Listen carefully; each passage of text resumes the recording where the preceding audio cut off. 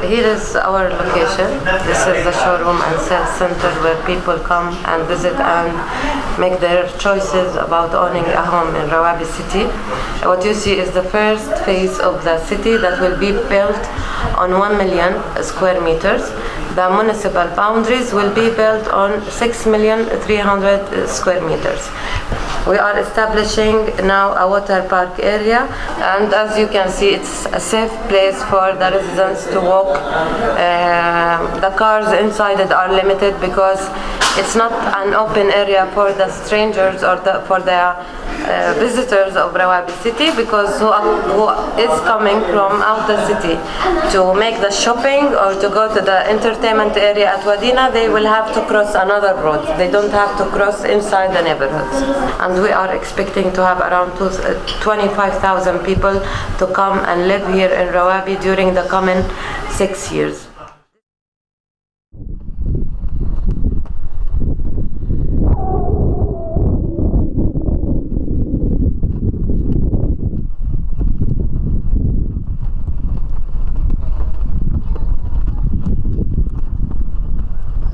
If Bashar al-Assad didn't build on this summit, it would have been a natural growth for a nearby settlement of Atarit. So what happened is Bashar al-Masri managed to stop a settlement expansion out and stealing more land.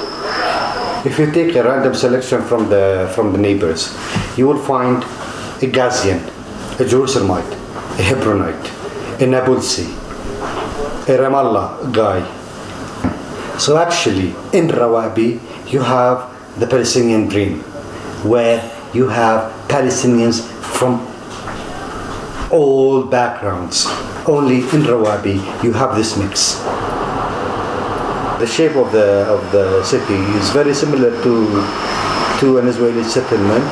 When you have a modern city, you want to take advantage of every square meter and build it in a proper way. The Israelis were very smart in using the landscape and the topography and managed to take the best of the land. And this is the same thing happened with Rawabi. Rawabi city, a new city, well planned, but at the same time has faced several challenges. It is a pilot for new cities. When Rawabi started their project, the first issue to tackle was how to provide water to the city, and they did some studies regarding hydrological studies and the possibility of drilling a well in the area.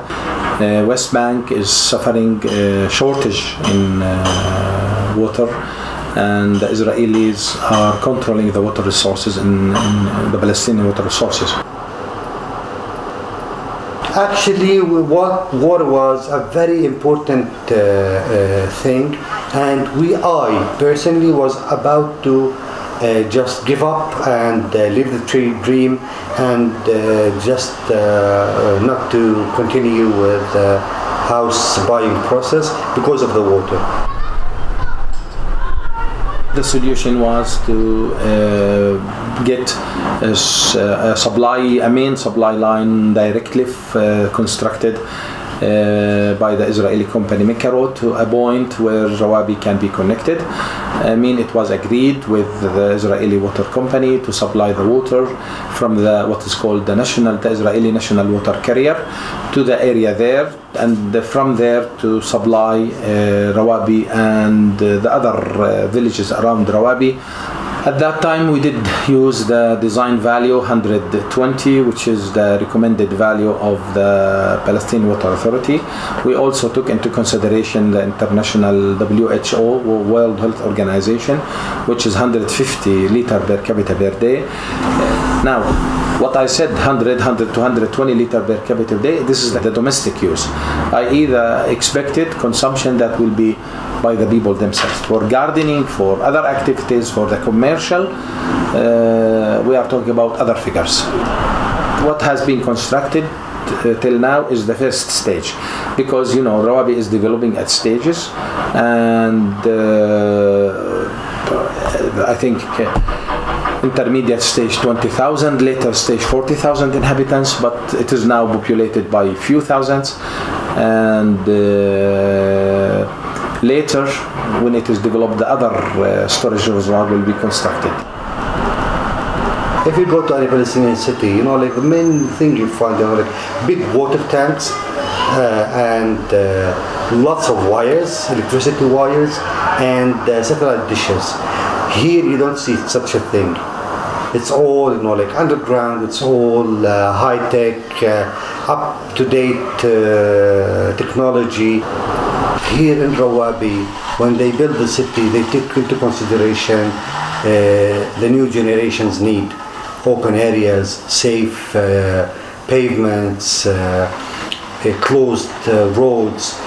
Actually, this is where I've decided to leave everything, leave Jerusalem, move to Rawabi for the sake of my kids.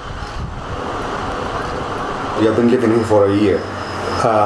We didn't have any supermarket, we didn't have anything. I've had to bring all my needs from Bir Zayt or from the way back from work from Jerusalem. But now, no, it's not a problem. We have a drugstore, we have a supermarket. Like I've said, like we said, like baby steps and the early stages of a city. There's also like stuff that is missing. So you need to go to a city to get it.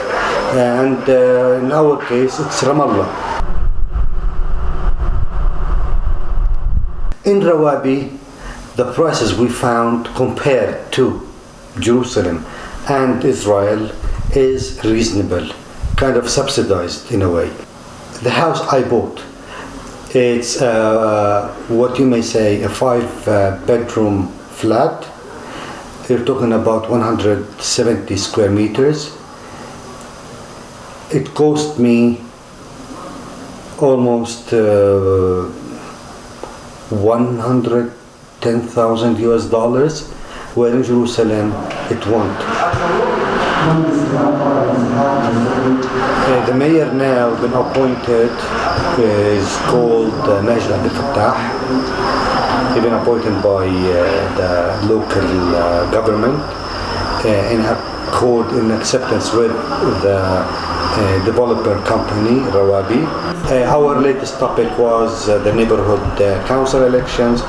It's a pioneering idea. It's not easy. It's kind of doing the job of the municipality, but it's, you may say, like power the people. Like they have the decision and they have the responsibility of upgrading and maintaining a good quality of your neighborhood. Recently we've had this concert by a Tunisian singer. One of the famous Tunisian singers, Arab singers, called Sabr Rubai. He came, challenged everyone, and came to sing in Palestine. When he was there, he was like, wow, overwhelmed. Like, this is a very sophisticated, modern city.